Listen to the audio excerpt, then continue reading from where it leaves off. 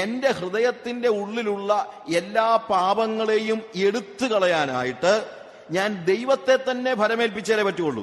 കർത്താവിനോട് ഞാൻ പറയണം, കർത്താവേ, ദിസ് ഇസ് എ തിങ്, എന്റെ ഹൃദയത്തിൽ ഒത്തിരി കള്ളത്തരങ്ങളുണ്ട്. പക്ഷെ എന്തൊക്കെയാണ് കള്ളത്തരമെന്ന് എനിക്ക് പോലും അറിയാൻ വയ്യാത്ത രീതിയിൽ ഞാൻ കറപ്റ്റാണ്. അതുകൊണ്ട് നീ ഇറങ്ങി വന്ന് എന്ത് ചെയ്യണം? എന്റെ ഹൃദയത്തെ ശോധന ചെയ്യണം.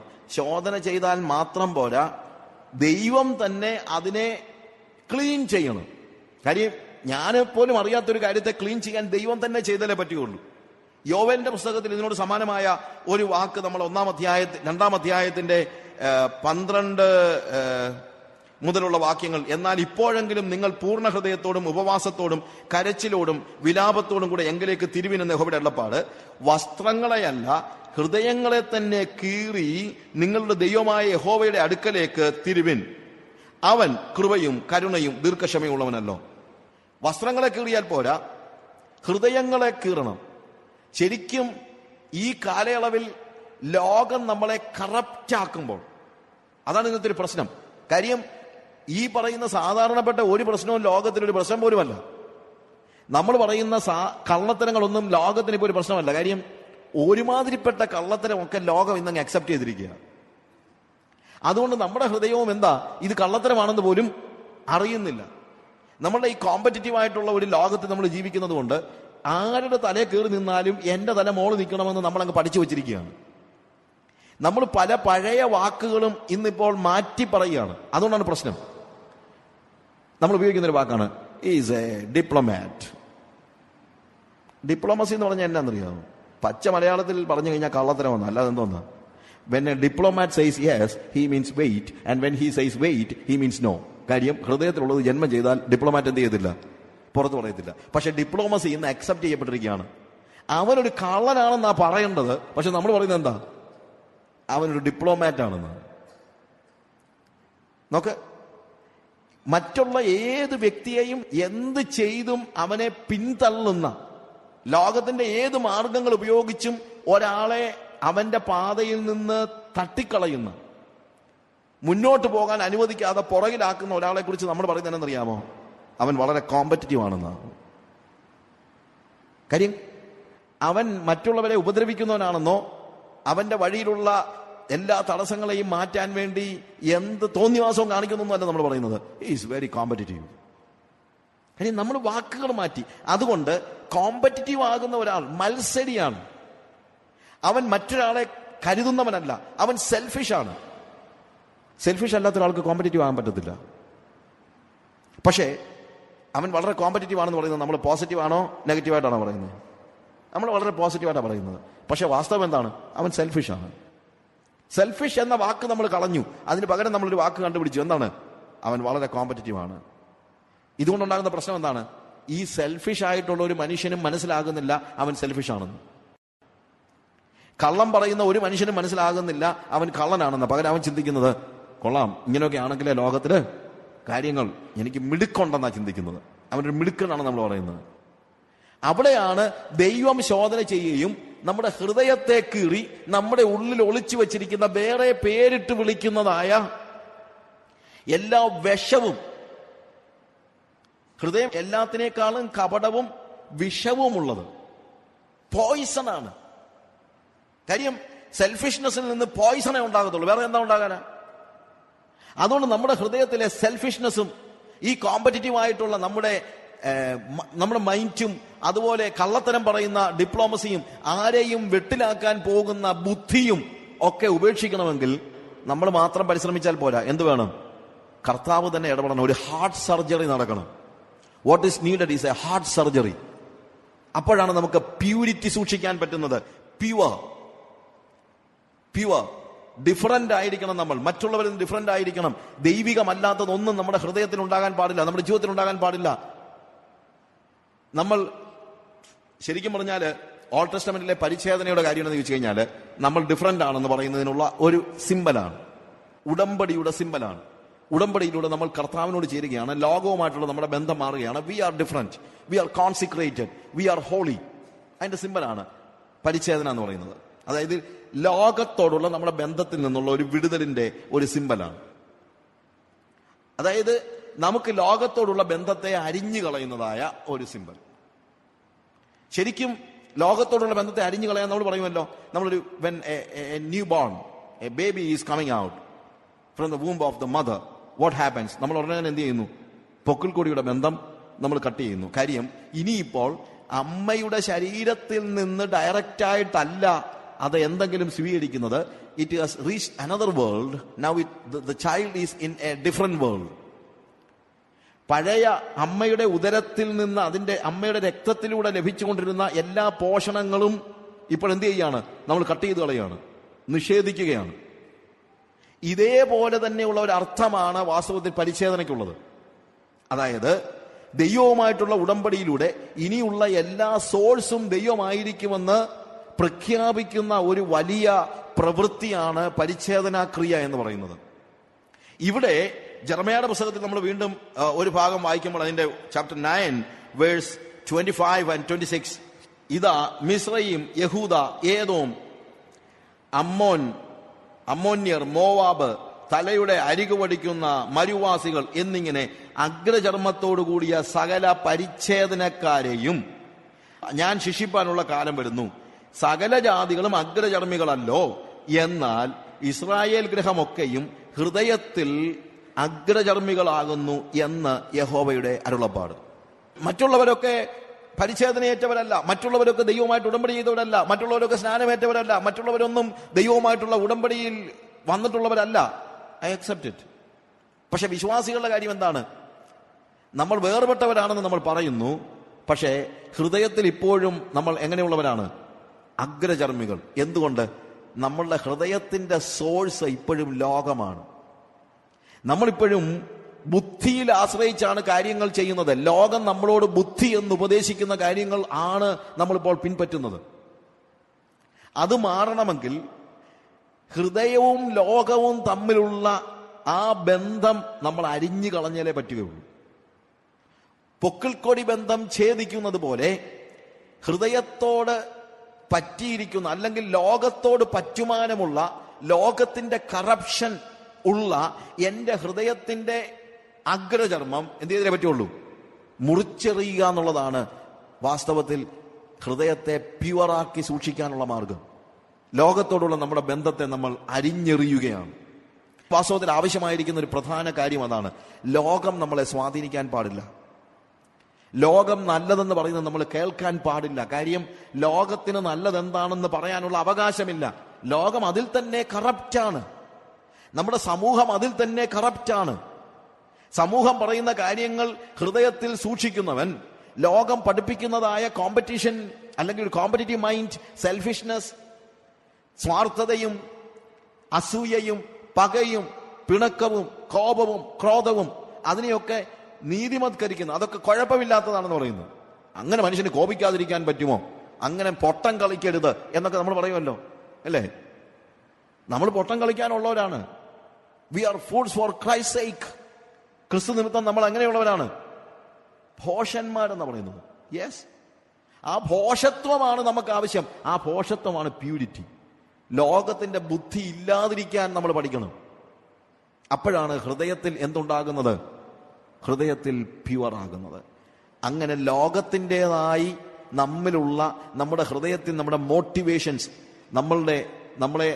നമ്മൾ ഓരോ പ്രവൃത്തി ചെയ്യുമ്പോഴും അതിന്റെ പിന്നിലുള്ള നമ്മുടെ ഉദ്ദേശ്യങ്ങൾ, ഇതിനെ എല്ലാം ക്ലെൻസ് ചെയ്യുന്ന ഒരു സ്റ്റേജിൽ, അവിടെയാണ് those who are pure in heart they shall see God. എല്ലാവർക്കും കർത്താവിനെ കാണണമെന്ന് ആഗ്രഹമുണ്ട്. പക്ഷേ ലോകവുമായിട്ടുള്ള ബന്ധം അരിഞ്ഞെറിഞ്ഞു കളയാൻ നമ്മൾ ആരും തയ്യാറല്ല. ഇന്നാവശ്യമായിരിക്കുന്നത് ഹൃദയത്തിന്റെ ഒരു ശസ്ത്രക്രിയയാണ്. ഒരു സർജറിയിലൂടെ ലോകത്തോട് നമ്മുടെ ഹൃദയത്തിനുള്ള പറ്റുമാനത്തിന്റെ തുണ്ട് കട്ട് ചെയ്ത് കളയുന്ന ഒരു stage. That's where we become pure and then you will see God. Again, Mathai സുവിശേഷം 5-ാം അധ്യായത്തിന് 9-ാം വാക്യം വായിക്കുമ്പോൾ, സമാധാനം ഉണ്ടാക്കുന്നവർ ഭാഗ്യവാന്മാർ, അവർ ദൈവത്തിന്റെ പുത്രന്മാർ എന്ന് വിളിക്കപ്പെടും. Piece makers. സമാധാന കാംക്ഷികളല്ല, സമാധാനം ഉണ്ടാക്കുന്നവർ. സമാധാനം ഇഷ്ടപ്പെടുന്നവരല്ല, സമാധാനം ഉണ്ടാക്കുന്നവർ. They are blessed. Peacemakers. There's a big difference between peace lovers and peacemakers. സമാധാന സ്നേഹികളും സമാധാനം ഉണ്ടാക്കുന്നവരും രണ്ടും രണ്ടാണ്. സമാധാന സ്നേഹികൾ എന്ന് പറഞ്ഞു കഴിഞ്ഞാൽ വഴക്കുണ്ടാക്കണ്ട എന്ന് ചിന്തിക്കുന്ന ആൾ. പലരും സമാധാന കാംക്ഷികളാണ്, വെറുതെ പ്രശ്നം ഉണ്ടാക്കണ്ട നമ്മൾ പറയുന്നത്. അതുകൊണ്ട് സമാധാനം കെടുത്താൻ സാധ്യതയുള്ള സകല സിറ്റുവേഷൻസും അവോയ്ഡ് ചെയ്യാനാണ് നമ്മൾ പലപ്പോഴും ആഗ്രഹിക്കുന്നത്. നമ്മൾ പീസ്ഫുൾ ആയിരിക്കണം. പക്ഷേ നമ്മൾ പ്രതിസന്ധികളെ ഒഴിഞ്ഞു പോകാൻ പരിശ്രമിക്കുമ്പോൾ സംഭവിക്കുന്നതെന്നറിയാമോ? We are piling up trouble for the future. ഇപ്പോഴത്തെ ഒരു പ്രസന്റ് സ്റ്റേജിൽ വലിയ കുഴപ്പമില്ലാതെ സമാധാനത്തോടെയൊക്കെ എങ്ങനെങ്കിലും കുറച്ച് സമാധാനമൊക്കെ ഉണ്ടാക്കി വലിയ കുഴപ്പമൊന്നും ഇല്ലാതെ പോകണം എന്ന് പറയുന്ന ആളുകളുണ്ടല്ലോ. അവരുടെ ഫ്യൂച്ചറിനോ അല്ലെങ്കിൽ അവരുടെ തലമുറകൾക്ക് വേണ്ടിയോ എന്ത് ചെയ്യുകയാണ്? എന്താണ്? ട്രബിള് പൈലപ്പ് ചെയ്യുകയാണ്. അവര് വലിയ അടിസ്ഥാനം ഇട്ട് പോവുകയാണ്. അത് വളർന്നോളും. അപ്പൊ അതുകൊണ്ട് സമാധാന കാംക്ഷികളല്ല, സമാധാനം ഉണ്ടാക്കുന്നവർ. ഓരോ സാഹചര്യത്തിനനുസരിച്ചും നിങ്ങൾ സമാധാനത്തിന് അത് പീസ് മേക്കേഴ്സ് ആയിട്ടൊരു ഡിസിഷൻ എടുത്താലേ പറ്റുള്ളൂ. ഇനി ഉദാഹരണം പറഞ്ഞു കഴിഞ്ഞാൽ, ഇപ്പൊ കാല് പഴുത്താല് ആരെയും തൊടാൻ സമ്മതിക്കാത്തവൻ സമാധാനകാംക്ഷിയാണ്. എന്റെ കാല് പഴുത്തെന്ന് വെക്കുക, ഒരു മുറിവ് വന്നിട്ട് പഴുത്തു, അല്ലെങ്കിൽ ഡയബറ്റിക് ആയിട്ട് ഞാൻ കാല് പഴുത്തു, ആരെയും തൊടാൻ സമ്മതിക്കത്തില്ല. ഞാൻ ഭയങ്കര പീസ് ലവറാണ്. പക്ഷേ പീസ് മേക്കർ എന്ന് പറയുന്നത് കാല് പഴുത്താൽ തൊടാൻ സമ്മതിക്കാത്തവനല്ല, അതിനെ ഞെക്കി അതിനകത്തെ പഴുപ്പ് മുഴുവൻ പുറത്ത് കളയാൻ, വേദന അനുഭവിച്ച് അത് പുറത്ത് കളയാൻ തയ്യാറുള്ളവനാണ് പീസ് മേക്കർ എന്ന് പറയുന്നത്. അപ്പൊ അവരുടെ വേദന ഉണ്ടാകും. വെറുതെ സമാധാനം അങ്ങ് അഭിനയിക്കുമൊന്നുമല്ല. എന്താണ് അത്? നമ്മൾ ശരിയായിട്ട് ആഴത്തിൽ അതിന്റെ വേരുകൾ എന്തൊക്കെയാണോ അതിനെ എല്ലാം എടുത്തു കളഞ്ഞിട്ട്, അതിന്റെ എല്ലാ പഴുപ്പും എടുത്തു കളഞ്ഞിട്ട് ഇനി അത് വന്ന് കയറാതെ വണ്ണം സമാധാനം ഉണ്ടാക്കുകയാണ്. ശരിക്കും അതാണ് സമാധാന കാംക്ഷികളും സമാധാനം ഉണ്ടാക്കുന്നവരും തമ്മിലുള്ള വ്യത്യാസം. ഇവിടെ സമാധാനം ഉണ്ടാക്കുക എന്ന് പറയുമ്പോൾ മറ്റൊരർത്ഥം കൂടെ ഉണ്ട്. അത് ഞാൻ പറഞ്ഞല്ലോ, ഗിരിപ്രഭാഷണത്തിലെ ഓരോ ഭാഗങ്ങൾക്കും പല ഫേസുകളുണ്ട്.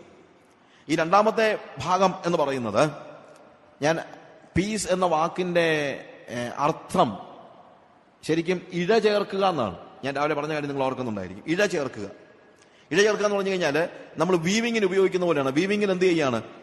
ഒരു നൂലിന്റെ മോളിൽ വെച്ചിട്ട് ഒട്ടിക്കുകയല്ല. പ്രത്യേകത എന്താണ്? ഓരോ നൂലിന്റെ ഇടയിലേക്ക് മറ്റൊരു നൂല് കയറ്റി ഇഴ ചേർക്കുകയാണ്.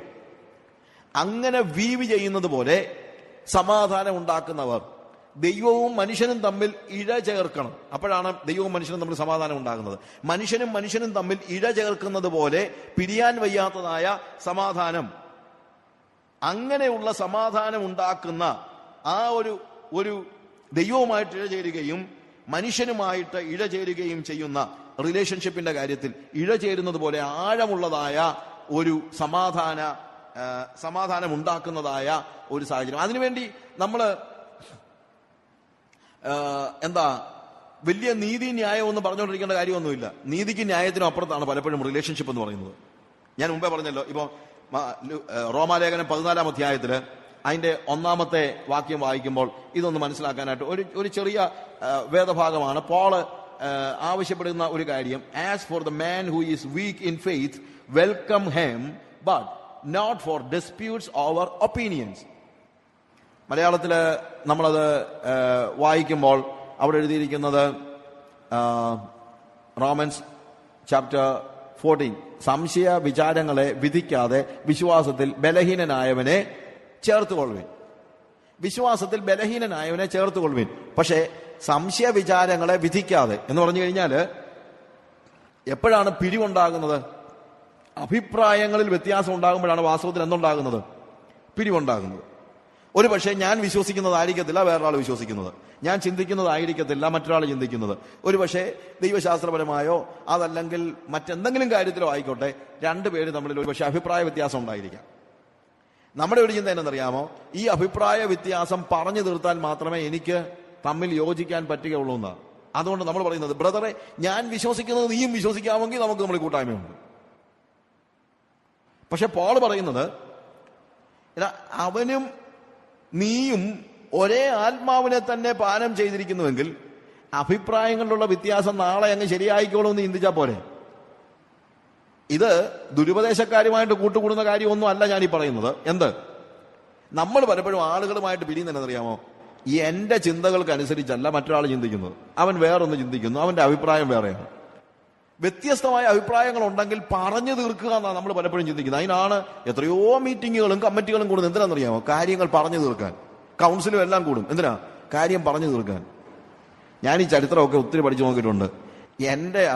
എന്റെ അറിവനുസരിച്ച് ഇന്ന് വരെ കാര്യങ്ങൾ പറഞ്ഞു തീർക്കാൻ കൂടിയ ഒരു കമ്മിറ്റിയും കാര്യം പറഞ്ഞു തീർത്തിട്ടൊന്നുമില്ല. ഒരു കാര്യം ഞാൻ മനസ്സിലാക്കിയിട്ടുണ്ട്, ഈ കാര്യങ്ങൾ പറഞ്ഞു തീർക്കാൻ പറ്റത്തില്ല.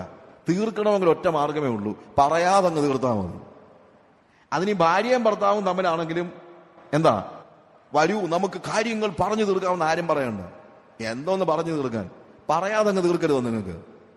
നിങ്ങളല്ലെങ്കിൽ ഭാര്യയുടെ കാര്യവും പറഞ്ഞുകൊണ്ടിരിക്കും, ഭർത്താവ് ഭർത്താവിന്റെ കാര്യവും പറഞ്ഞുകൊണ്ടിരിക്കും, രണ്ടും കൂടെ ഒരു വഴക്കമുണ്ടാക്കി പിടിയുകയും ചെയ്യും. എന്ത് കാര്യത്തിന്? നിങ്ങൾ ഭാര്യയും ഭർത്താവുമല്ലേ, നിങ്ങൾക്ക് അങ്ങ് ചേർന്നാൽ പോലെ. എന്തിനാ ഈ പറഞ്ഞു തീർക്കുന്നത്? പറയാതങ്ങ് തീർക്കുക. നിങ്ങളുടെ സഭയിലെ ഒരു വിശ്വാസിയുമായിട്ട് നിങ്ങൾക്ക് പ്രശ്നം ഉണ്ടെങ്കിൽ നിങ്ങൾ സഹോദരന്മാരല്ലേ? എന്തിനാ കാര്യങ്ങൾ പറഞ്ഞു തീർക്കാം എന്നൊക്കെ പറയുന്നത്? പറയാതങ്ങ് തീർക്കുക. പറയാതെ തീരത്തുള്ളൂ, പറയാൻ തുടങ്ങിയാൽ തീരത്തില്ല. അതുകൊണ്ട് പൗൽ പറയുന്നത് എന്താണ്? വിശ്വാസത്തിൽ ബലഹീനനായവനെ ചേർത്ത് കൊള്ളുവിൻ, സംശയ വിചാരങ്ങളെ വിധിക്കാനും പോകരുത്. As for the man who is weak in faith, welcome him, but not for disputes over opinions. പല അഭിപ്രായങ്ങൾ കാണുമായിരിക്കും, അതിനെയെല്ലാം പറഞ്ഞു തീർക്കാനായിട്ട് നമ്മൾ പരിശ്രമിക്കേണ്ട.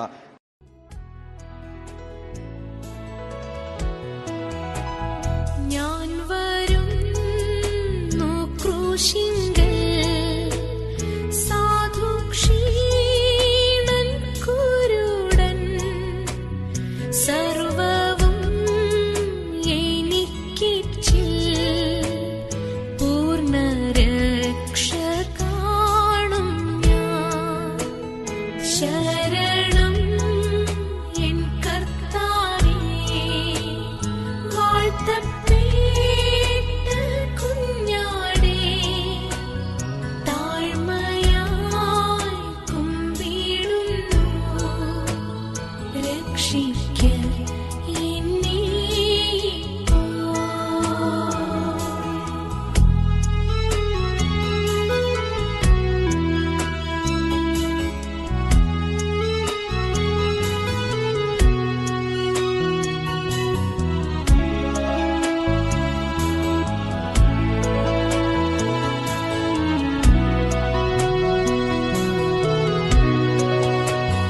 വാഞ്ചിച്ചു നിന്നെ എത്ര ദോഷം വാണെന്നിൽ എത്ര ഇമ്പമായി ചൊല്ലുന്നേശു ഞാൻ കഴുകിടും നിന്നെ. ശരണം എൻ കർത്താവേ, വാഴ്ത്തപ്പെട്ട കുഞ്ഞാടേ, താഴ്മയായി കുമ്പിടുന്നു, രക്ഷിക്ക എന്നെ ഇപ്പോൾ.